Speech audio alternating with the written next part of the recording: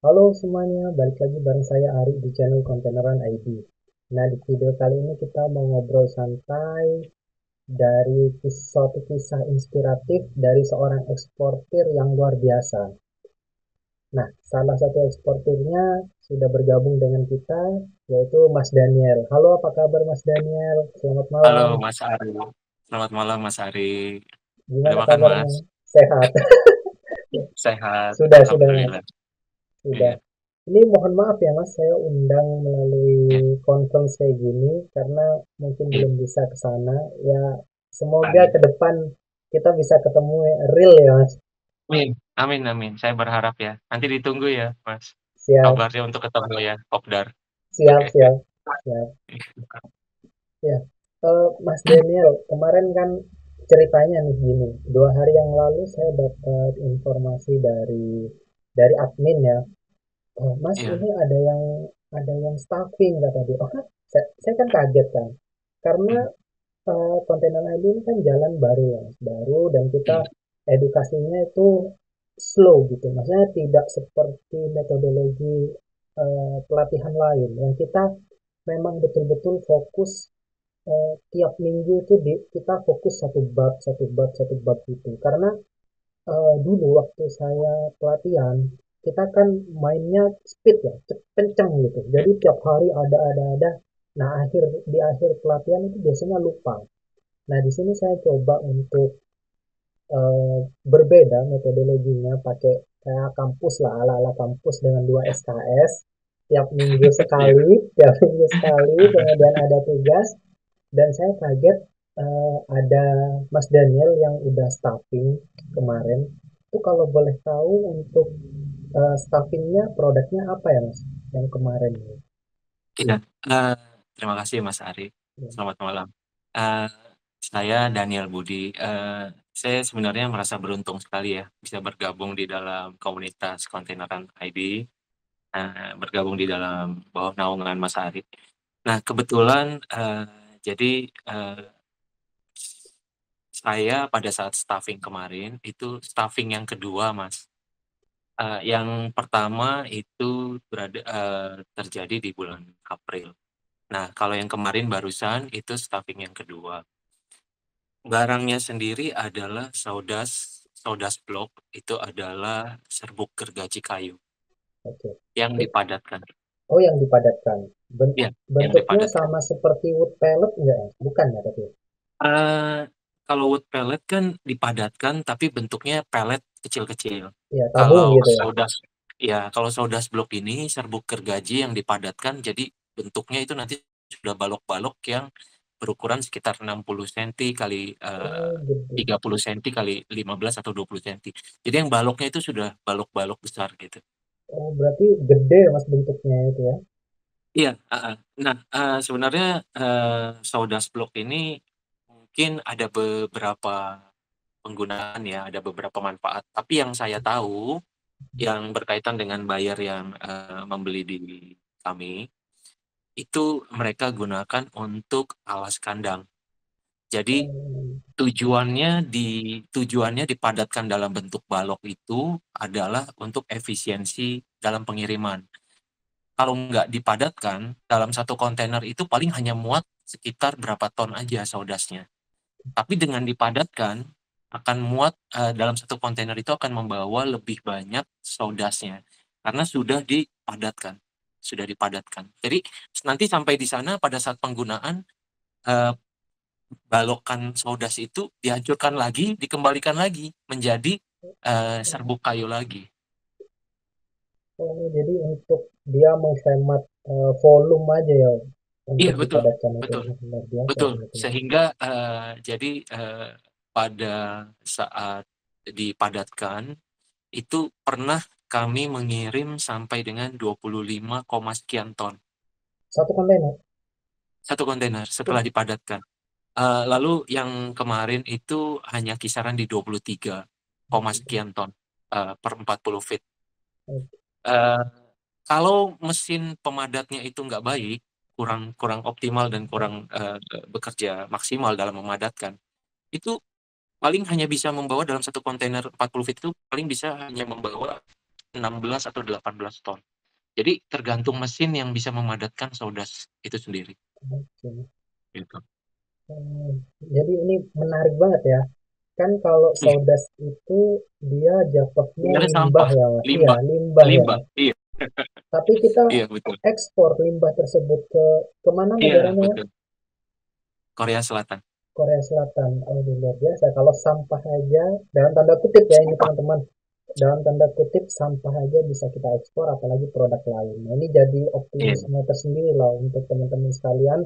Gak usah bingung memilih produknya, apapun kita bisa tawarkan kepada dunia ya. Yang penting kita mau betul. nawarin aja, mau mau mempersiapkan aja segala sesuatunya, ya kemungkinan nanti dunia bisa terima lah. Apalagi sekarang kayaknya lagi Iya. krisis dunia, yang saya tahu Mm-mm.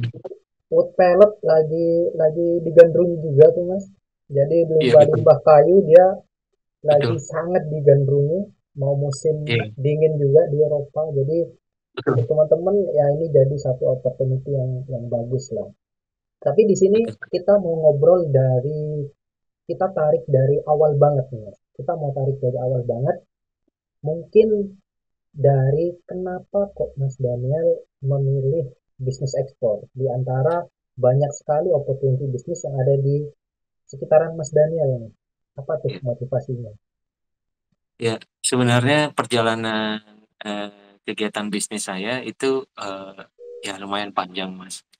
Jadi berbagai macam kegiatan ya sudah pernah dilakukan. Yang terdekat itu saya ya berkaitan dengan perdagangan ya, Mas, perdagangan barang. Dan pernah kecil-kecilan melakukan impor. Jadi pernah kecil-kecilan melakukan impor. Lalu kemudian setelah impor, lalu memasarkannya produk tersebut di dalam negeri. Tapi pada saat itu di negara kita saya rasa kan sudah mulai ada pembatasan ya. Jadi ya di mana pemerintah lebih mensupport ekspor ketimbang impor. Sehingga kan dengan perubahan itu ditambah lagi dengan pandemi kemarin, jadi membuat saya untuk berpikir mencari alternatif lain yang kiranya lebih prospek untuk ke masa yang akan datang. Nah, kenapa saya berpikiran ekspor? Karena ekspor adalah kegiatan usaha yang tentunya nantinya ke depan akan lebih semakin disupport oleh pemerintah. Jadi itu sebagai langkah titik awal saya untuk melirik ekspor. Nah, perjalanan pertama kali di dalam dunia ekspor itu ya seperti orang yang baru masuk ke dalam satu dunia baru, nggak tahu harus belajar di mana dan gurunya siapa, jadi ya masuk-masuk aja, lalu ketemu kenal dengan teman-teman. Nah, sebenarnya Sodas ini bukanlah produk yang saya persiapkan dari awal. Justru yang di awal itu ya sempat kayak produk turunan kelapa, lalu kemudian merasa belum ketemu-ketemu jodohnya di kelapa, kemudian saya sempat beralih ke produk kopi. Jadi Kopi ya. ya saya ketemu dengan beberapa teman, kami bentuk tim kecil dan fokus di kopi itu kopi untuk wilayah Jawa Barat. Nah, ya kami coba pasarkan ya masih dalam progres sih Mas.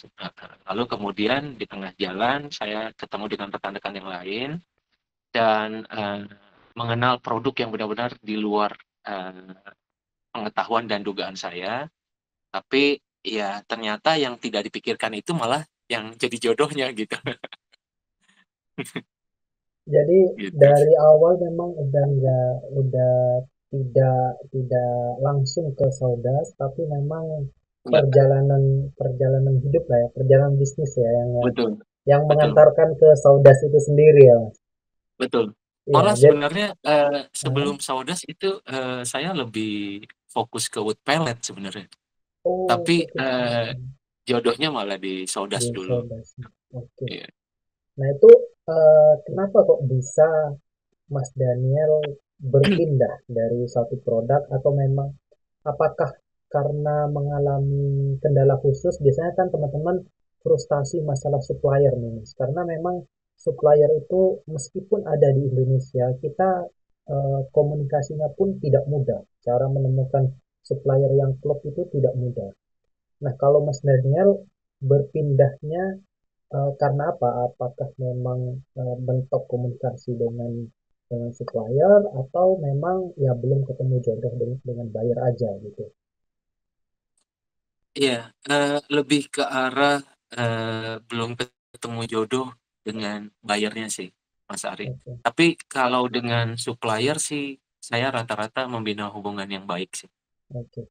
Nah, kalau boleh Dan tahu Mas, beruntungnya ah, dan beruntungnya dapat yang baik-baik sih. oke, oke. Iya, Kalau boleh tahu Mas, kasih kita tips lah, Mas. Kasih kita tips gimana mencari dan eh, mengkomunikasikan agar kita bisa mempunyai hubungan yang baik dengan supplier itu, Mas.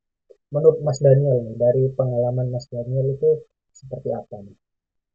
iya. Sebenarnya terbalik ya, malah saya yang harus nanya Mas Ari ya.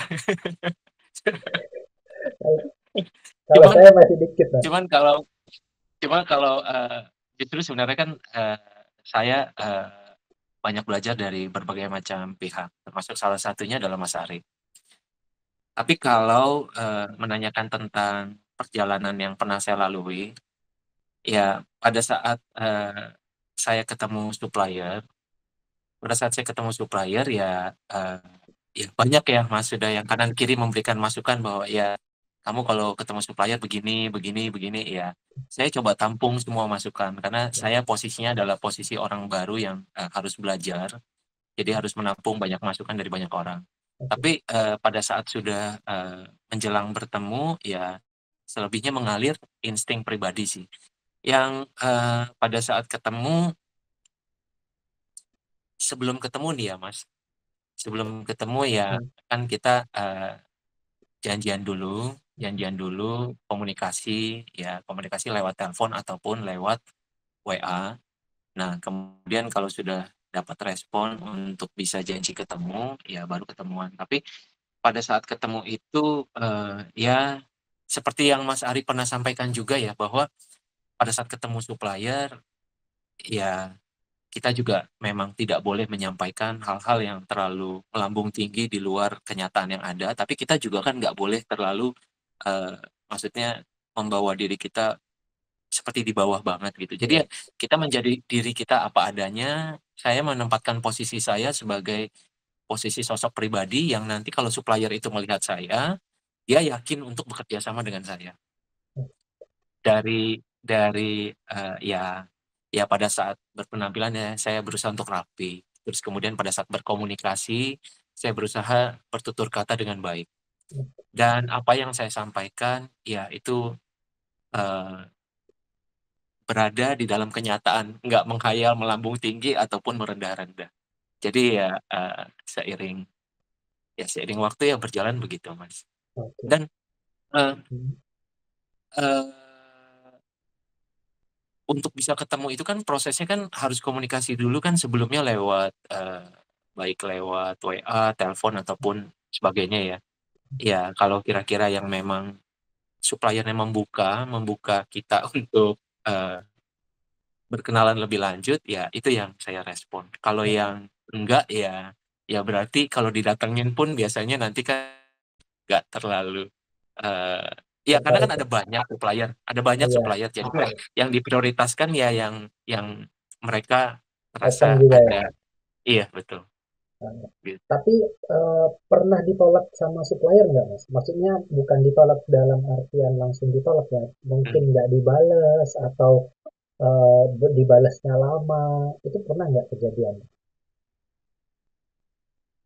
Eee, kalau itu pasti ya saya rasa ya, nggak mungkin enggak ya. Eh, Nah disitulah saya menyaring, kalau yang kira-kira responnya, eee, ya gini ya Mas, pertama kali itu saya menelpon, jadi saya membuat, apa ya, list list supplier, yang saya collect dari berbagai macam sumber, lalu saya rangkum dalam satu kertas, lalu kemudian lengkap dengan nomor telepon, nama perusahaan dan produk apa yang dibuat. Nah, saya coba hubungi satu-satu. Pada saat pertama itu kan ngomongnya kacau sekali saya. Pada saat pertama kali itu ya menata kata-kata itu ya kelihatan kelihatan bodohnya lah. Tapi dari situ saya merasa belajar, belajar bahwa oh ya tadi kok nelpon kayaknya kok ngomong begini ya, harusnya Ya, kan nggak usah ngomong begini ya. ya, Jadi ya belajar, diperbaiki. jadi praktek. Jadi saya terasa banget bahwa praktek itu penting. Karena kalau kita belajar hanya teori, kadang-kadang kalah dengan kita langsung mempraktekannya. Dari praktek itu justru lebih memukul kita ya. Jadi Betul. kalau sakit langsung sakit, kerasa Ya, kepukul gitu. seperti betul, betul. Berarti yang eh, yang bisa kita ambil nih dari cerita Mas Daniel kan, kalau bisa saya rangkum itu kan yang pertama dia, Mas Daniel itu nggak mental block ya. Jadi langsung saran dari pihak manapun diterima. Luar biasa kan? Karena banyak sekali Mas, orang-orang juga ya yang ada di sekitar saya juga, sebelum sebelum mempraktekkan aja udah minder duluan atau udah nggak mau duluan. Itu kan sangat sulit ya untuk jadi seorang pengusaha, apalagi kita nggak praktek. Itu mental block itu harus dibuang jauh-jauh ya. Kemudian yang kedua, memang Mas Daniel orangnya kayaknya eh, sangat rapi ya, sangat rapi ya, ditulis juga ya. Nah, suppliernya saya dulu juga kayak gitu Mas. Jadi dulu itu saya tulis tuh. Jadi kalau teman-teman tanya gimana cara cari supplier, saya akan jawab ya cari di Google, cari di Map, kemudian cari ada di websitenya perindustrian. Kemudian itu saya catat nomor teleponnya, begitupun juga produknya. Dan yang nanya, "Hah, cuma gitu doang?" Ya memang cuma kayak gitu. Gimana cara kita buat buat cari data supplier kalau nggak gitu? Cuma yang membedakan adalah kalau Mas Daniel dia kan tough ya, pantang menyerah gitu lah. Ditolak satu ya udah nggak usah kecewa, nggak usah baper lah. Masih banyak opportunity kerja sama lain ya, untuk suppliernya. Gila sih ini luar biasa sih ceritanya sih. Nah, kalau misalkan sebelumnya kan impor ya, sebelumnya kan impor ya, Kecil-kecilan ya Mas, ya kecil-kecilan kecil-kecilan ya, impor. bukan yang dalam skala tembok itu bukan, Oke, kecil-kecilan. Nah, jadi mungkin ya, itu kebawa pada saat Mas Daniel impor juga tuh kayaknya. Bagaimana treat supplier seperti kita mau di treat waktu iya, iya, betul, waktu sangat. di, ya, Iya, jadi eh, sangat relate banget. Jadi kalau pada saat jadi gini, pada saat kita impor itu kan kita juga mencari supply, jadi kita sebagai buyer kan. iya, betul. Kalau impor kan berarti posisinya kita ini adalah sebagai buyer. Jadi kita juga bagaimana kita mencari supplier-supplier yang akan kita pilih. Tapi posisinya kita itu adalah buyer. Nah, pada saat di dunia ekspor, saya jadi bisa belajar memposisikan bagaimana sih yang buyer cari, apa sih yang buyer cari, bagaimana cara yang sistem kerjasama seperti apa yang buyer harapkan itu sangat relate gitu. Cuman posisinya bedanya sekarang kalau di ekspor itu kitalah sebagai sellernya gitu. Hanya Ya, dibalik aja. Justru pengalaman di impor kemarin saya bawa ke ekspor untuk saling melengkapi gitu.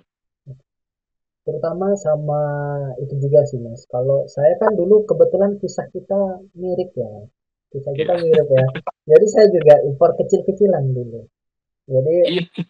yang paling saya kagumi, kebetulan impornya dari mana? China ya. Iya, Iya, China. Saya juga saya betul. juga impor dari China. Iya. Salah satu yang paling saya kagumi dari proses impor itu adalah treatment sellernya. Jadi bagaimana dia berkomunikasi dengan kita, bagaimana dia kasih harga, bagaimana dia follow up ke kita. Nah, itu Betul. yang saya tarik ke proses ekspornya, proses ekspor Betul. kami. Dan itu Iya. merupakan sebuah apa ya, ilmu pengalaman yang menurut saya nggak ternilai. Mungkin kalau orang-orang belum merasakan impor ya harus belajar dulu, tapi kita secara secara langsung Ya. merasakan bagaimana mereka itu men-treat kita luar biasa, sehingga kita bisa ada cerminan lah untuk men-treat buyer itu seperti apa ya. Ngomong-ngomong tentang trip ya, jadi kan saya visit ke sana kan, Nah, pada saat expo yang, International Expo-nya itu. Jadi pada saat saya ke sana, saya visit lalu kan, ketemu dengan pabrik, ya sempet yang Mas Ari bilang, ya dia jemput, lalu kemudian diajak makan, terus dia follow up lebih lanjut, ya habis itu dikejar kan seperti biasa. Heeh. Jadi dari situ juga saya belajar bagaimana mereka men-treat kita sebagai buyer. Jadi, ada masukan-masukan juga untuk saya bagaimana saya bisa men-treat, buyer paling tidak untuk, membuat mereka merasa nyaman ya untuk bekerja sama dengan kita. nah, kalau misalkan di awal nih, Mas Daniel, kalau misalkan di awal promosinya seperti apa nih? Setelah tahu produknya yang mau diekspor apa, nah perjalanan promosinya sendiri itu gimana nih untuk Mas Daniel? Karena ada beberapa teman-teman yang dia malah didatengin bayar, ada beberapa juga yang dia approach gila-gilaan, ngirim email gila-gilaan. Nah itu ada. Kalau Mas Daniel itu seperti apa nih perjalanan promosinya? Iya, saya sih terus terang menggunakan cara-cara yang organik. Tapi ya intinya segala macam cara sih ya dicoba, Mas. Kayak email itu ditargetkan dalam satu hari mengirim email berapa, lalu yang ngebales berapa, itu semua dijalanin sih. Jadi, segala macam cara bagaimana bisa untuk mendapatkan buyer, ya itu sempat dilalui. Saya kayak ngirim email dalam sehari sekitar, ya saya nggak banyak sih Mas ya, paling sehari hanya sekitar 50 atau sekitarnya, nggak terlalu banyak. Tapi, Banyak itu Mas. ya, tapi ada masanya sih, Mas. Nanti kalau Oke, kayak sudah ada yang bisa di-follow up lebih lanjut, oke, ya, betul. biasanya udah mulai, beralih fokus Berkurang. ke yang sudah yakin-yakin aja. Nah, eee, kebetulan, eee, seiring waktu saya juga belajar. Tadinya saya kan menjalankannya, sendiri, saya pikir, bahwa kegiatan ekspor itu bisa dilakukan sendiri, tapi ternyata pada saat prakteknya, saya menemukan bahwa kerja sama tim itu akan jauh lebih, eee, akan jauh lebih baik saya rasa dibandingkan dengan melakukannya sendiri. Karena, dari kerja sama itu ya kami saling tektokan. Jadi, mem-follow up buyer, mem-follow up supplier, forwarder, terus kemudian, eee, ya melakukan segalanya bersama. Itu jauh lebih enak, jauh Iya, lebih mengasihkan. iya. Ya. Kalau kalau sendiri tuh oke lah. Kalau sendiri oke, kita keuntungan dimakan sendiri ibaratnya ya, diambil Iya, sendiri iya, gitu. Tapi iya. teman-teman banyak yang nggak tahu kalau di awal terutama untuk proses ekspor itu bikin pening ya, bikin Iya, pusing gitu. Jadi setidaknya ya kita bagilah, bagi kepusingan betul. itu dengan partner kita, partner Iya, diskusi. Ya meskipun nanti mungkin profitnya kita bagi dua, ya nggak masalah, it's okay. iya, Kemudian growth-nya jadi makin makin bagus lagi kalau kita betul. berpartner dibandingkan dengan hanya sendiri ya. Ini opini pribadi sih kalau Setuju, kalau kalau setuju, seperti setuju. itu. Nah, kalau Setuju, untuk Mas. persiapan sendiri nih, Mas Daniel nih, kan Mhm. semuanya dilakukan secara organik. Persiapan-persiapan seperti apa sih yang harus dilakukan? Apakah Mas Daniel ada company profile, ada website, atau daftar seperti di marketplace internasional seperti Alibaba dan lain-lain? Nah, kalau persiapannya perusahaan Mas Daniel itu seperti apa? Oh, kami kan kerja sama ya, Mas. Sorry, maksudnya, saya ini kan dalam tim kecil. Jadi, seperti yang tadi, Mas Ari bilang, itu ya dari salah satu tim saya memang mungkin, bergabung di dalam Go Forward. Nah, jadi, kita kayak pecah-pecah tugas, Mas. ada Oke. yang fokus, iya saling melengkapi lah, saling melengkapi.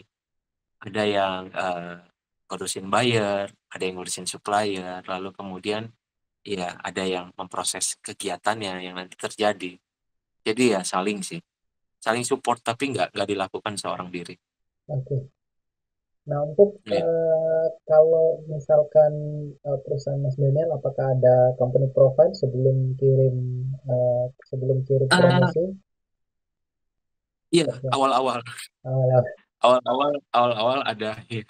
Oke. Eee, awal-awal ada, ya sebenarnya company profile itu kan penting ya, menyatakan, pergerakan bidang usaha kita ya, profil tentang perusahaan kita lah, untuk bisa kita jadikan sebagai senjata untuk, kita berkomunikasi dengan Yang bayar. calon buyer yang belum pernah komunikasi dengan kita.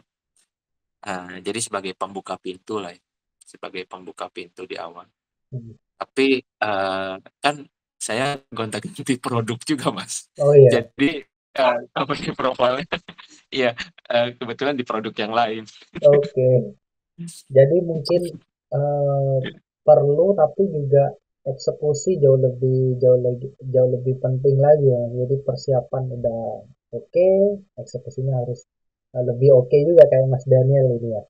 Iya iya, Nah, kurang lebih gitu. eh, kalau bayarnya sendiri ketemu berarti di Go Forward itu. Kalau buyer-nya itu kan dari rekan rekan saya. Oke. Rekan Hmm. saya memang aktif di GoForward. Hmm. Nah, jadi nanti setelah dapat baru kita follow up, garap bareng-bareng. Oke. Jadi, nanti setelah jalan pun ada, yang berkomunikasi dengan owner-nya, ada yang berkomunikasi dengan bagian keuangannya untuk, nanti, mengurus pembayaran dan sebagainya. Jadi ya kayak bagi-bagi tugas gitu, Mas. Oke. Berarti Iya dari semua hal yang ada kesempatan atau opportunity bisa dicoba ya Mas Daniel. Jangan iya terpaku kepada yang hanya berbayar, tapi juga yang organik pun juga harus dicoba seperti oh, Go Forward ini iya ya. iya, Dan juga mhm, mungkin Ina Export yang besutan pemerintah itu ya, berarti harus selalu iya, dicoba gitu ya. betul betul. Oke. Nah, komunikasi pertama nih, kita masuk ke komunikasi dengan buyer nih, karena pasti banyak yang penasaran nih komunikasinya. Yang pertama, komunikasinya berarti pakai bahasa Inggris ya?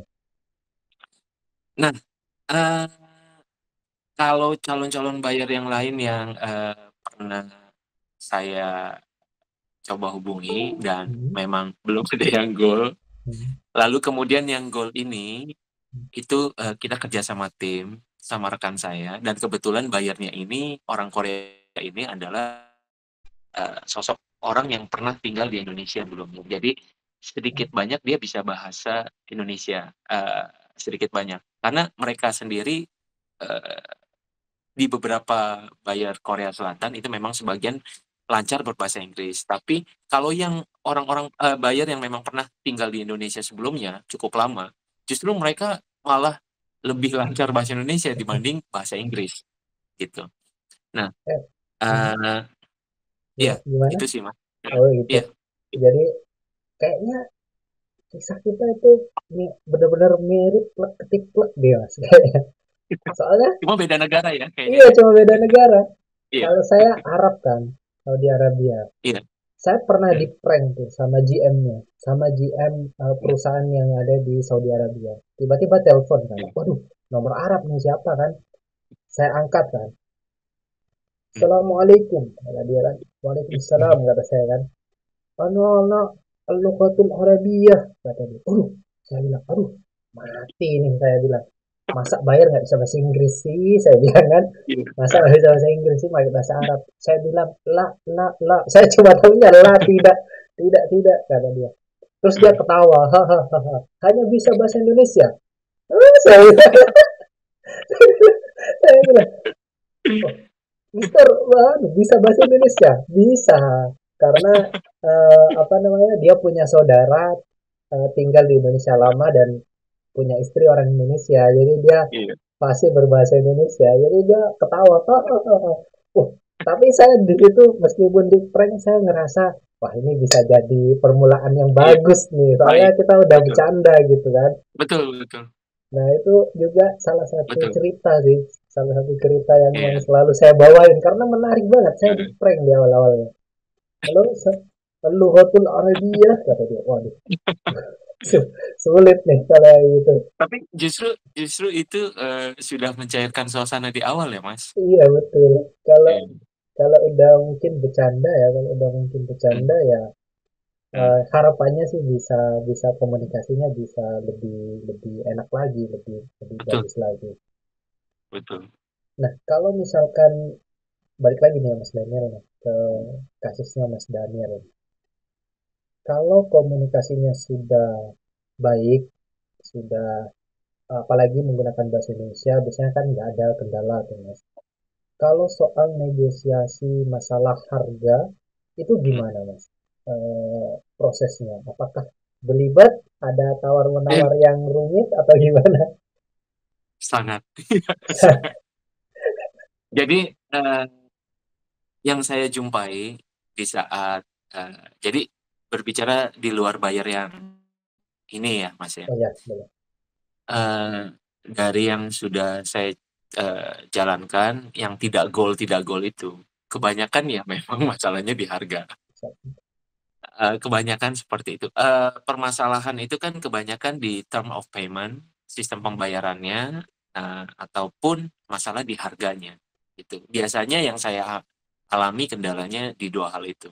Iya, Nah, tapi ya dari satu bayar ke bayar yang lain itu saya pikir ya kita harus belajar ya, belajar bagaimana intinya kalau di benak saya sudah ada peluang yang masuk, saya selalu tanamkan di dalam hati saya ini harus jadi, ini harus jadi. Masalah nanti ke depannya jadi atau nggak jadi itu urusan nanti. Pokoknya ya udah sekarang ada bola yang sudah ada di tangan di depan mata kita ya harus kita usahakan ini untuk jadi gitu. Jadi bagaimanapun juga ya saya cari titik temu. Namanya buyer itu pasti sudah pasti namanya buyer itu mereka akan mengharapkan harga yang paling optimal untuk mereka. iya, Tapi kadang-kadang apa yang optimal untuk mereka itu kan kadang-kadang bisa membuat kita minus gitu. iya betul. Nah, jadi ya saya benar sangat sangat berhati-hati sekali dalam menghitung. Saya sangat berhati-hati sekali dalam menghitung. Pokoknya eh, saya tetapkan bottom line. Jadi bahwa maksudnya nggak boleh lewat dari batas sekian. Kalau lewat dari batas sekian itu minus gitu. Iya, Jadi ya selagi tawar-menawar itu berlangsung, selagi ya walaupun setipis-tipisnya tapi masih bisa berjalan, saya akan ambil hikmahnya bahwa ya paling tidak kita belajar membuka jalan dulu aja betul. gitu. Jadi ya Ya, bahwa saya mencari pengalaman terlebih dahulu. oke. Itu sih Mas. Ya, berarti ini semakin meyakinkan bahwa harga ekspor itu kompetitif ya, Mas. Bisa dibilang kayak gitu Sangat, kan ya. Sangat kompetitif ya, sangat. karena saingan kita juga bukan sesama Indonesia, tapi seluruh Iya, dunia nih saingan kita. Jadi iya. teman-teman kalau misalkan mau ekspor nih, mau ekspor ini juga saran dari saya pribadi hitung baik-baik karena Hmm, eh, kita terlalu ini kata Pak Denny. Saya kebetulan kemarin beberapa bulan yang lalu ngobrol juga dengan Pak Denny. Beliau bilang kayak gini, kita didoktrin nama media bahwa harga ekspor itu wah untung 100%, untung 1000%. Pertanyaannya sekarang ya sebetulnya itu bisa teman-teman, bisa-bisa aja. Semuanya nggak ada yang nggak bisa. Cuma tinggal komoditinya apa, pertama. Kemudian dia masuk ke market mana. Kalau market saya, makanan dan minuman, totally kita jarang bisa dapat achieve eh, profit segitu besarnya. Tapi mungkin kalau teman-teman produknya itu niche ya, eh, hmm, ceruk banget nih produknya, mungkin bisa. Kayak misalkan ada yang ekspor daun daun pisang, kemudian daun betul, ketapang betul. untuk pet gitu, Hmm, untuk peliharaan itu mungkin bisa teman-teman bisa dapat 100%, 500% dan lain sebagainya. Tapi untuk komoditi lain, teman-teman harus betul-betul hitung di mana kita bisa dapat margin yang baik, harga internasional juga oke masuk, ya udah kita bisa jalan bareng-bareng dengan bayarnya. hmm, Jangan semua disamaratakan harus profit 100%, betul. 100%. Nah, itu kalian bisa-bisa di di diacuin sama bayarnya tuh kalau kalau berarti kalau yang Mas Daniel itu ketemu di tengah ya sistemnya. Iya, Jadi kurang lebih ya ya bayar. nego Mas. Jadi kita buka harga, Mhm, kita buka harga, mhm. lalu kemudian ya biasa lah ya Mas. Wah gila kamu harga segini gitu. Heeh, itu jatuhin Eh, mental tuh, jatuhin mental iya, tuh. eh, iya sering sekali hal itu. Jadi ya Mhm, kalau seperti itu ya kami akan jelaskan bahwa kebetulan kebetulan produk yang kami eh, staffing kemarin itu memang nggak tahu kenapa ya Mas, padahal itu limbah ya. Tapi mhm, mungkin karena sedang euforia di Indonesia dan di dunia, karena permintaan tuh kayak langsung membludak. Jadi ya kayak fluktuatif ya harga itu. Jadi dari pihak supplier juga kayak tadinya kan orang nggak tahu itu barang kan dianggap sampah dari pabrik-pabrik yang menghasilkan limbah itu kan nggak tahu mau buang kemana kadang-kadang kan itu nggak dinilai harganya gitu. Tapi sejak tahu bahwa barang itu bisa dijual, langsung berubah. Jadi yang tadinya barang yang nggak ada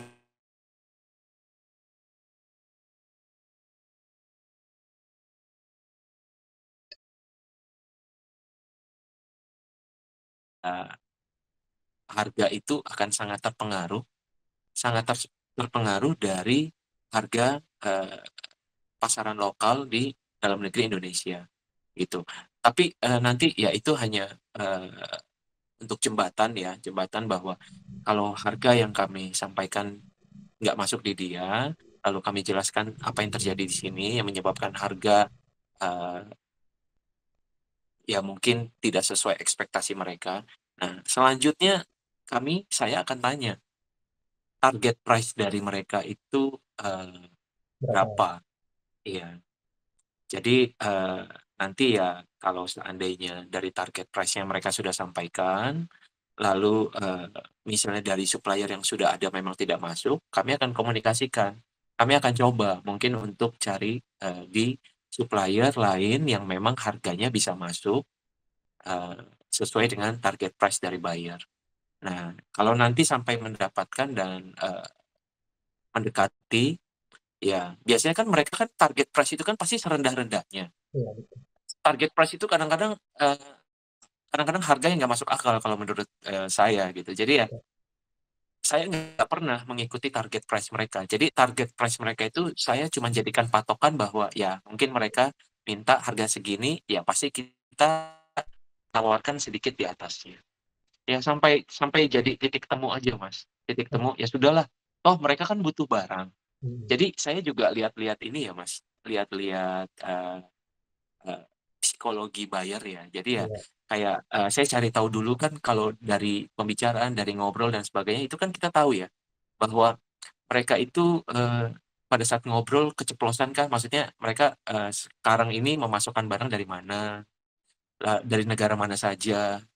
Jadi nanti lalu kita bisa cari dengan berita-berita yang ada, apakah mereka itu sebenarnya lagi kendala dari negara supplier lain, sehingga mereka cari di kita, dan mereka sedang dalam keadaan mepet, butuh barang. Kalau buyer yang dalam keadaan mepet butuh barang, itu sebenarnya kita bisa, kalau kita sering komunikasi sama mereka, kita pasti ada insting dan ada feeling bahwa ini kan kamu lagi butuh barang gitu loh. Kalau lagi butuh barang, ya kadang-kadang kita kayak adu tahan harga ya. Jadi oke, nggak bisa, kita memang sudah segini itu udah harga mentok. Tapi karena feeling feeling kita kuat ya, kita tahan dan ternyata memang benar. Ya sudah deh, dia yang ngalah akhir. Di berarti harga titik temu itu. berarti riset juga Ya. ya ini mengenai mengenai negara pesaing apakah ada kendala dia Oh transaksinya iya, atau enggak ya? iya, betul. Dan kita juga harus, jadi gini Mas, contohnya kalau kayak eh, buyer yang dari Korea Selatan. Mhm, Kalau kita mengirimnya dari Indonesia, itu kan jaraknya kan lebih jauh. Sedangkan kalau mereka mengambil dari Vietnam, itu kan ya, sebenarnya jaraknya nggak terlalu jauh kan. ya, Jadi sebenarnya biaya transportnya itu mungkin lebih rendah ketimbang mereka mengambil di Indonesia. Tapi kan kualitas di Vietnam juga eh, nggak kalah ya dengan kualitas di Indonesia. oke, Jadi ya kita harus pintar-pintar ngebaca peta lah ya. Maksudnya oke, saing kita. Hmm, ya. gitu. Riset is the key ya Mas kalau di kalau diekspor ya. Iya betul. Pokoknya teman-teman kalau males-males riset ya kalian juga lihatlah beberapa contoh ini ya teman-teman. Bukan cuma saya yang ngomong, tapi juga Mas Daniel dan juga beberapa eksportir lain itu riset, teman. Riset. Riset itu bisa kita menentukan strategi kita mau nyerang atau mau bertahan atau mau duduk aja Iya, atau mau berdiri itu bisa iya aja betul. dari riset. Jadi teman-teman jangan males-males lah untuk riset ya. Nah kalau boleh tahu dari awal komunikasi dengan buyer sampai negosiasi akhir itu berapa bulan tuh? Waduh, waduh. Mungkin kalau orang yang nggak tahan sudah kabur. Sudah kamu nih. Eh 6 iya. bulan ada? Ah, eh, perjalanannya lumayan panjang sih ya, Mas. Perjalanannya panjang. Ya sekitar 5 bulan lah ya. Ya, 5. Oke. 5 bulanan. 5 bulan. Jadi mulai dari masuk tuh apa namanya komunikasi pertama Mm. ke negosiasi pertama sampai deal Iya, kurang lebih nggak langsung dia mau beli barang gitu, nggak langsung. Perjalanannya panjang. Nah, justru kadang-kadang yang kita temukan kebanyakan ya sempat euforia juga ya tentang hmm, ekspor, bahwa banyak sekali orang yang langsung tertarik ekspor dengan maksudnya gimmick bahwa hal yang sangat mudah sekali untuk dilakukan. Eh, tapi mereka mencernanya bahwa mudah itu bisa benar-benar mudah sambil tiduran gitu loh, iya. lalu langsung bisa transaksi gitu. Jadi kebanyakan yang daya tahan juangnya kurang alot, ya kebanyakan udah kabur dulu gitu. Tapi kalau kita tetap bertahan, sebenarnya kalau kita punya keyakinan, kalau bayar itu ada feeling ya bahwa bayar ini sebenarnya bisa kita raih gitu. Ya bersabar aja sih, sabar dan tetap usaha.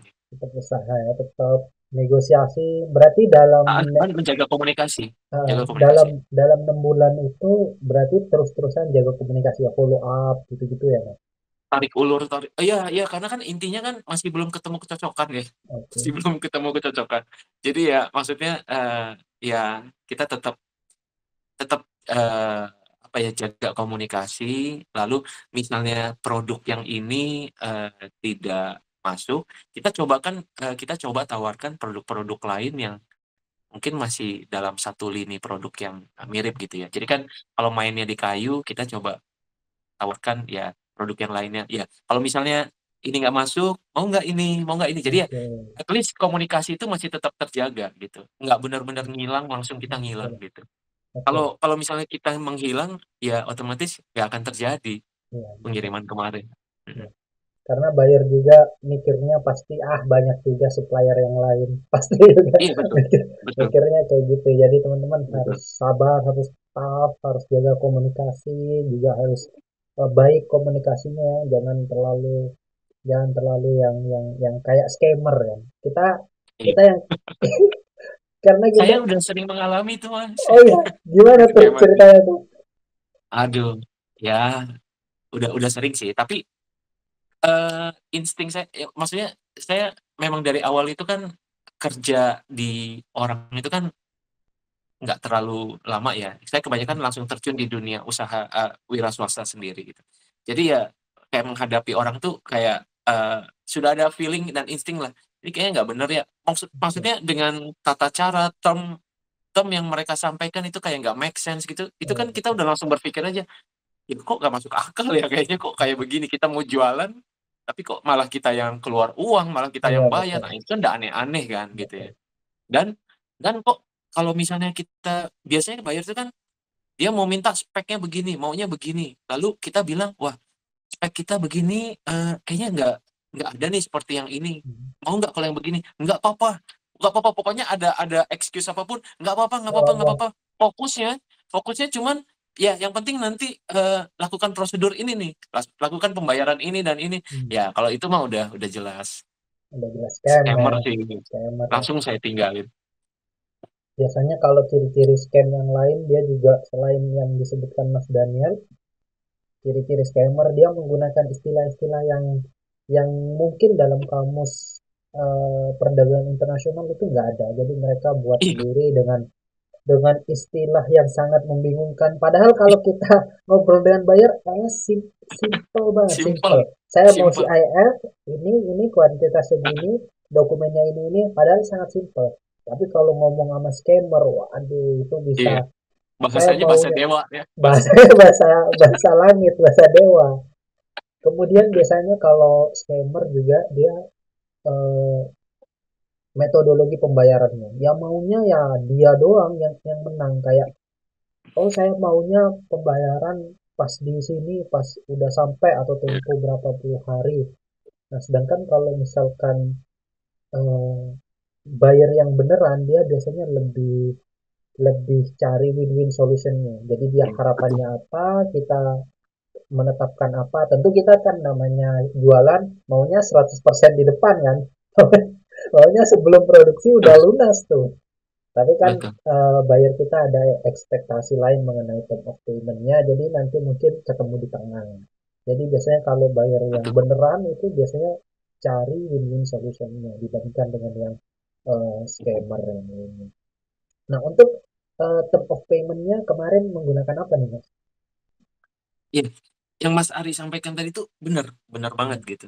Eh, bahwa kalau bayar yang beneran itu pasti ya mereka kayak berusaha ya walaupun mereka tetap bersikeras maunya mereka seperti apa, tapi ya di beberapa bayar itu kan ada yang saklek ya Mas.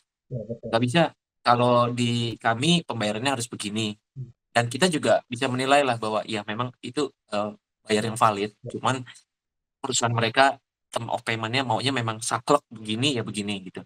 hmm, Tapi beruntungnya yang kemarin itu ya sangat membantu sih. Jadi oke. mungkin sulit dipercaya nih Mas.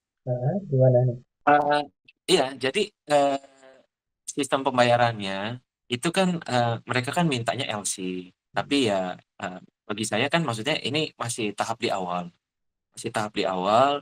Saya pikir ya kami kan butuh DP, jadi saya komunikasikan baik-baik bahwa ini kan adalah limbah ya, limbah dari pabrik ataupun pengrajin lokal di Indonesia. Jadi untuk pergerakan roda usaha mereka, mereka masih membutuhkan eh, cash flow. Jadi kan sangat membantu kalau ada DP. Kebetulan beruntungnya dari pihak buyer, DP-nya mereka setujui. Jadi metode pembayarannya TITI dengan down payment pada saat PO mereka turunkan, kami keluarkan, terbitkan performa invoice. Dari performa invoice tersebut, saya menagih. Nah, nanti eh, ini sebelum terjadi ya. Jadi Hmm, sebelum sebelum deal, kami sampaikan dulu bahwa ini mungkin agak sulit dipercaya nih Mas, tapi ya beruntung aja terjadi. Jadi kami bilang nanti kalau misalnya kontrak kontrak sudah berjalan, kalau kontrak sudah berjalan, nanti pembayaran melalui LC itu akan sangat mungkin kita lakukan. Tapi untuk trial ini saya minta kelonggaran, saya bilang. Saya minta kelonggaran, tolong dimengerti bahwa ada pembayaran di awal DP, lalu kemudian lunas pada saat sebelum shipment. Nah, dia nggak setuju. Dia nggak hmm, setuju. Kalau DP-nya oke lah katanya. DP oke. Lalu yang pengiriman pertama ya Mas, pengiriman ya, pertama DP-nya oke, tapi kalau pelunasannya itu pada saat dokumen. oke, Pada udah saat siap nih. dokumen terbit, baru mereka mau lakukan pelunasan. Nah, oke tuh, ya sudahlah. Saya pikirkan ya jalan tengah ya. Yang Ya, penting betul. DP-nya sudah masuk. Nah, akhirnya DP-nya sudah masuk, lalu kemudian berjalan seiring waktu, terus kemudian dokumen keluar, saya tagih, lalu kemudian mereka melakukan pelunasan. Nah, kemudian pada saat proses pengirimannya kedua, trial Hmm, pengiriman yang kedua, jadi mereka udah tahu skemanya bahwa harus ada DP gitu loh. Nah, jadi kita minta DP dan kemudian dari pihak bayar eh, mau melakukan pembayaran DP. Cuma pada saat itu yang pengiriman kedua itu dia kan neken minta terjadi perubahan harga. Lalu kemudian kami sanggupi, tapi ternyata pas begitu kami sanggupi, mereka mau kirim DP, lalu si pabrik menyatakan keberatan. Oh, Pabrik yang keberatan. hmm, Jadi si buyer sudah nanya ke saya, hmm, saya kirim DP-nya ya. Dia bilang saya kirim DP-nya ya. Saya langsung bilang tunggu, tunggu dulu. Saya bilang tunggu dulu, jangan bayar. Eh, karena sedang ada penilaian ulang dari pabrik. Jadi saya bilang tunggu, jangan bayar dulu. Jadi setelah itu baru komunikasi ulang, ada perubahan penghitungan, lalu saya sampaikan lagi. Nah, tapi yang mau saya sampaikan di sini adalah pada saat dia mau transfer uang, saya tahan, Mas. Saya tahan. oke, Tunggu, tunggu dulu. Di situ eh, jadi kan dia bilang pada saat udah berjalan lah ya, dia bilang ya bagaimana saya bisa percaya kamu gitu kan, untuk beberapa hal dia cerita gitu ya. Saya hmm, bilang kalau saya mau nipu pada saat kamu mau transfer uang, saya akan bilang transfer aja gitu. hmm, Jadi sebenarnya pada saat itu saya bilang kamu bisa menilai saya bahwa eh, saya mencoba menjalankan etika bisnis yang baik. Saya bilang kalau saya mau nipu pada saat mau transfer saya nggak akan hambat. Pastikan, Mas, kalau kita punya ya etikat betul, nggak baik, kalau bayar mau transfer ya transfer aja gitu kan. Uang masuk, ternyata nggak jadi kirim, ya itu kan kalau yang beretikat nggak baik. Tapi kan etikat kita kan sudah diawali dengan hal yang baik. Jadi ya saya bilang seperti itu, ya. Jadi dia udah mulai percaya tuh, Mas. Jadi udah mulai percaya bahwa memang saya menjalankan ini dengan ya bisnis yang jujur lah ya. Nah, di pengiriman yang kedua, sekarang problemnya datang dari supplier. Suppliernya bilang, hmm, kemarin pelunasannya terlalu lama. Ini nunggu dokumen. Mereka kan oh, ya oke, pabrik tradisional. Bahwa mereka itu kan hanya berpikir ya timbang bayar gitu. oke, Sedangkan kalau eh, ekspor-impor kan kebanyakan pada saat dokumen baru terjadi pelunasan. Dan bagi mereka itu lama sekali gitu. Nah, iya, akhirnya pada saat pengiriman kedua, itu si suppliernya yang menyatakan bahwa nggak mau seperti kemarin. Itu kelamaan. Jadi pada saat keluar dari pabrik, saya minta dilunasi. Nah, oh, itu yang jadi permasalahan. hmm, Nah, akhirnya itulah yang saya sampaikan ke pihak buyer. Ini si supplier minta untuk segera dilunasi sebelum barang keluar. Bagaimana saya bisa percaya kamu? Buyer bilang, bagaimana saya bisa percaya kamu? Saya bayar lunas sedangkan barang belum jalan. hmm, Ya itu yang tadi saya sampaikan tentang bahwa saya menjalankan ini dengan itikat yang baik. Ya hmm, mungkin dia juga punya insting juga ya bahwa kami ini bahwa menjalankan bisnis dengan niat yang baik. Mungkin dia ya juga punya betul, insting, Mas.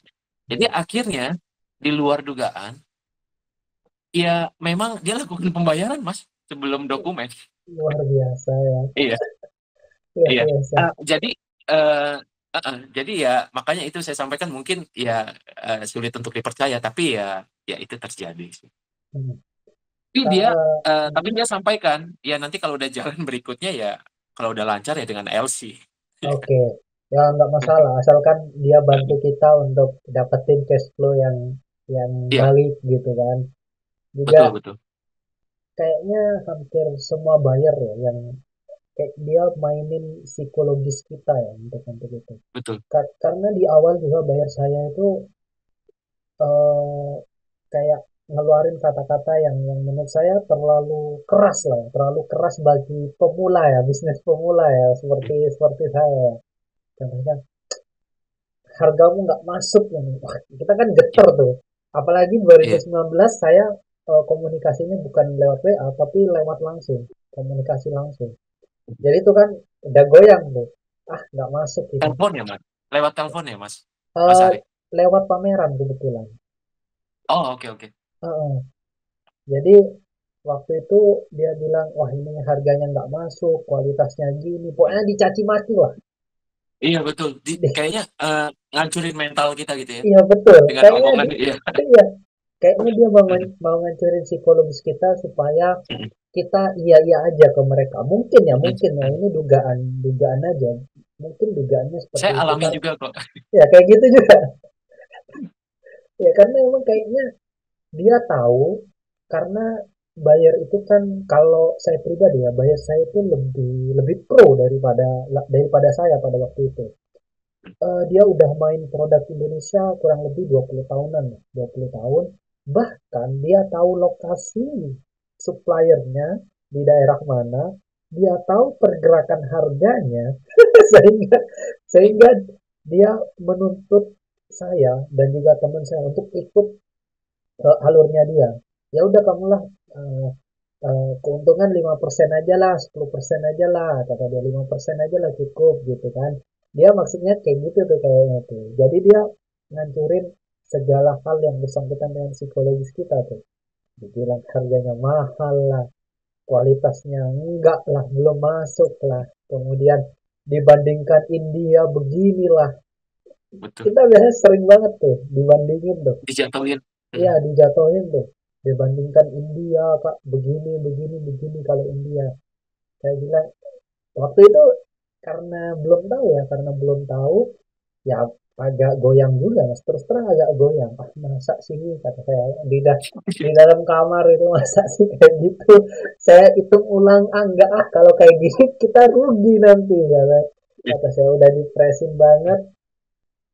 Akhirnya ya memang eh, memang itu setelah saya ngobrol dengan beberapa orang, memang kayaknya itu metodologi mereka untuk Iya, intimidasi dan ngancurin mental kayaknya. Karena mereka betul. tahu bahwa ini kamu kan bisnis pemula, udahlah ikut ikut aturan kita aja gini gini gini. Ya, Nah, itu harus berarti harus kuat mental ya Mas berarti ini ya di sini ya harus kuat setuju, mental, setuju. persiapan oke, komunikasi baik, perhitungan bisnisnya atau harganya harus bagus, kemudian mentalnya harus harus baik. Jangan sampai jiper duluan ketika dibilang apa. Karena belum tentu kenyataan itu. Yang dibilang sama buyer belum tentu Iya. kenyataan. Bisa jadi cuma ya ngelempar doang gitu kan. Tapi ini luar biasa kisahnya. Tapi sama Gimana? persis, Mas Ari. Tapi sama Gimana? persis yang tadi Mas Ari cerita itu ya sama. Ah, Ya mirip banget. Ya nyebut-nyebut negara lain, ya kualitas kamu lah ini, harga ah, kamu gila. iya, Kadang-kadang ngomong juga kasar mereka. iya. Makanya, wah ini kalau kita baper ya, dalam tanda kutip baper, ya mungkin Betul. kita udah out ya, udah keluar ya dari Ya, negosiasi itu. Nah, teman-teman ini jadiin ya, pelajaran ya, kisahnya Mas Daniel ini. Oh, menurut saya pasti dengan negosiasi 5-6 bulan itu pasti banyak yang terjadi itu. Pasti banyak bandingan, pasti banyak permintaan harga, permintaan kualitas, dan lain-lain. Nah, untuk dokumennya sendiri nih Mas, dari Saudas, itu yang diminta oleh Korea Selatan apa aja tuh? Kalau kalau soal dokumen.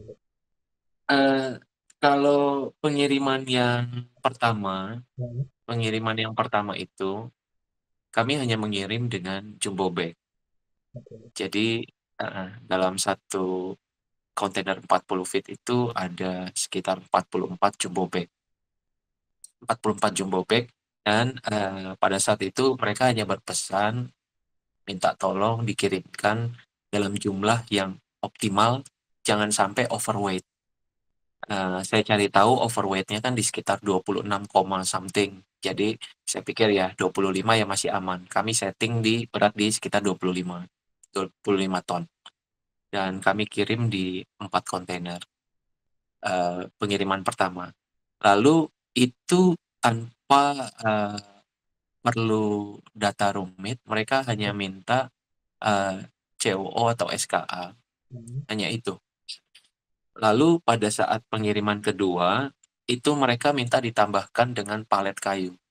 Jadi oke. pada saat pengiriman ditambahkan dengan palet kayu, itu mau nggak mau kita harus ngurus ISPM-nya juga. Nah, jadi ya dokumen yang pengiriman kedua, ya COO dan ISPM. Oke. Berarti tidak perlu mungkin ISPM-nya yang agak itu ya, yang agak rumit ya karena mungkin pertama Hmm. kali ngurusnya kita belum belum itu tentang dokumennya. Tapi secara overall termasuk yang sedikit ya Mas berarti ya cuma Iya, dua aja ya hmm, COO dan juga ISPM untuk iya, apa paletnya itu iya. luar biasa. Nah kalau misalkan eh, harapannya Mas Daniel kan pengiriman pertama 4 kontainer nih. 4 kontainer pengiriman kedua berapa kontainer? Oh, pengiriman kedua itu justru turun. Jadi Oke. pengiriman kedua justru, pengiriman pertama di 44 jumbo bag. Mhm. Pengiriman kedua, dia mengabari ke kami, jangan di berat kemarin. Jadi dia Oke. minta diturunkan. Oke. Katanya ternyata mereka di sana kena overweight, Oke. tapi setelah saya selidiki, overweight-nya itu sepertinya bukan terjadi di pelabuhannya, tapi, overweight terjadi kayak di dalam tracking di dalam negerinya mereka.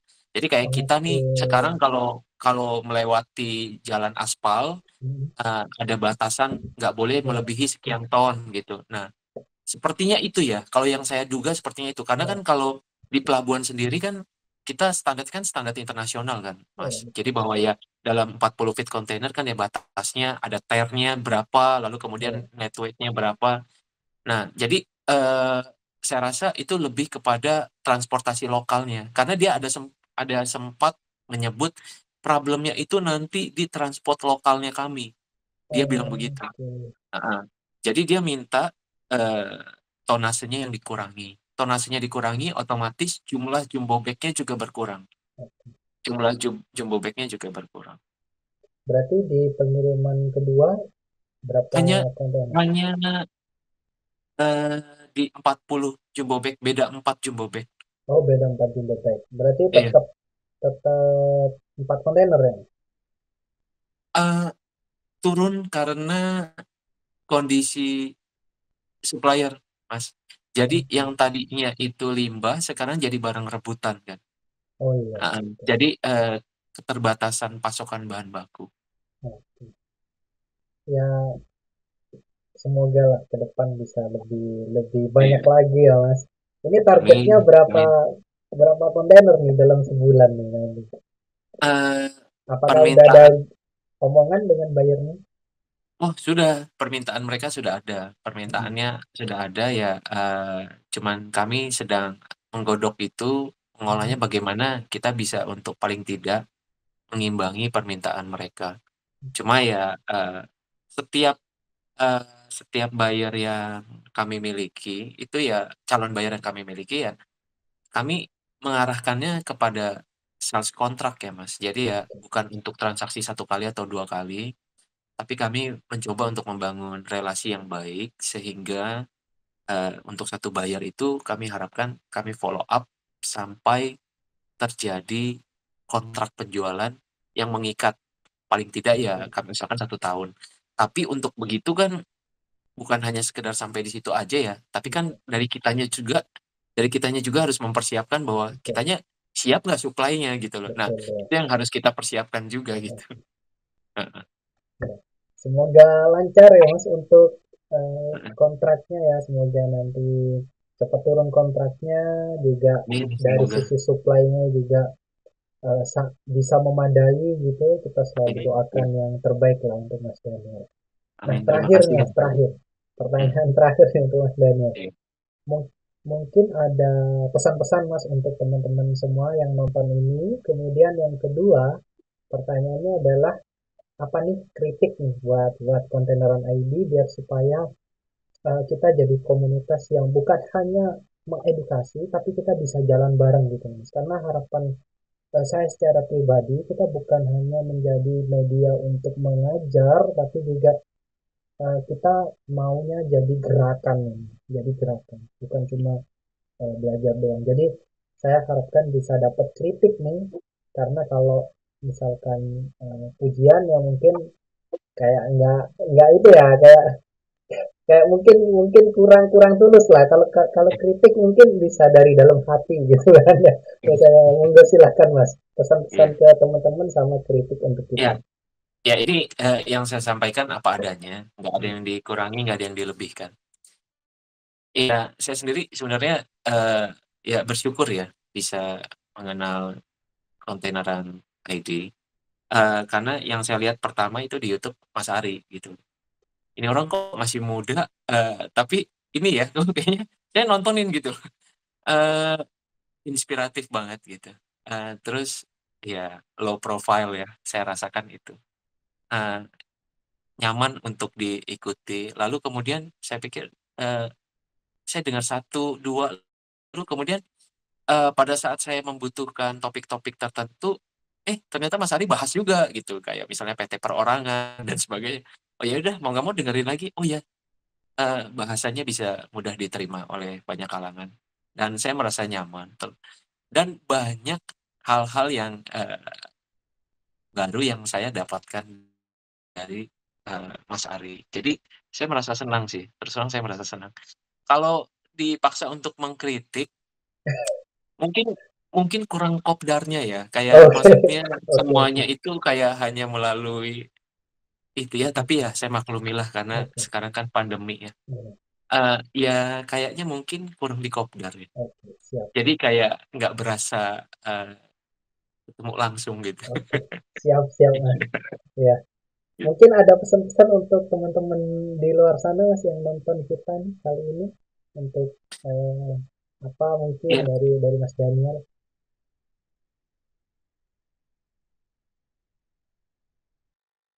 iya, kalau melakukan kegiatan ekspor khususnya, tapi dalam melakukan kegiatan apapun, kegiatan usaha apapun di luar sana, yang dibutuhkan itu sebenarnya adalah konsistensi sih. Konsistensi dan, ketekunan yang kita lakukan secara terus-menerus.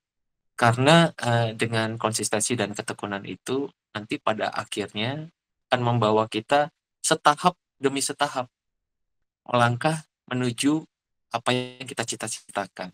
Dari konsistensi itu nggak bisa langsung membuat kita langsung sampai di puncak, tapi at least dari konsistensi itu bisa membuat kita melangkah setahap demi setahap. Kalau, anak tangga kita nggak pernah naik langkah pertama, kita kan nggak akan pernah sampai di anak tangga yang paling atas. Jadi ya bagi saya nggak perlu langsung bermimpi setinggi langit, tapi paling tidak do action aja. Itu yang akan sangat, lebih berarti. Oke, luar biasa. Makasih banyak ya Mas Daniel untuk Sama-sama Mas Ari. waktunya. Terima kasih banyak Iya, banget. Ceritanya sama-sama luar Mas Ari. biasa banget. Iya, Saya senang saya juga. saya sebetulnya seneng banget Mas, ngedenger cerita-cerita orang ya, terutama seperti Mas Daniel dan juga teman-teman yang lain karena pasti di sana ada satu kisah yang mungkin nggak banyak orang tahu dan itu biasanya getirnya ada di sana. Biasanya getirnya ada di sana. Jadi nggak nggak banyak orang tahu tapi itu biasanya akan dirasakan bagi setiap orang yang terjun di bidang tersebut. Jadi siapa tahu dan saya yakin bahwa kisah ini pasti jadi inspirasi bagi banyak orang. Kisahnya Mas Daniel ini luar biasa. Dan untuk tanggapan untuk kurang kopdarnya, ya nanti kita bisa coba lah Mas aturkan ya Mas untuk kopdarnya. Kemungkinan kita akan coba Iya, mulai keliling lagi karena sekarang udah iya, longgar ya, udah agak iya. longgar, udah agak longgar. Jadi mungkin nanti kita bisa muter-muter lah ke Jakarta. Iya. Tapi nanti saya dijemput ya Mas kalau ke Jakarta. Enggak Mas, bercanda Mas, bercanda Mas. Kapan Mas mau ke Jakarta? Kalau Kemarin saya bilangnya sih, mau ya? iya, kalau saya sih di sekitar T mungkin oke nih Mas. Oktober mungkin ya. Oh, Oktober Oktober. tanggal, iya tanggal 10 awal-awal lah mungkin.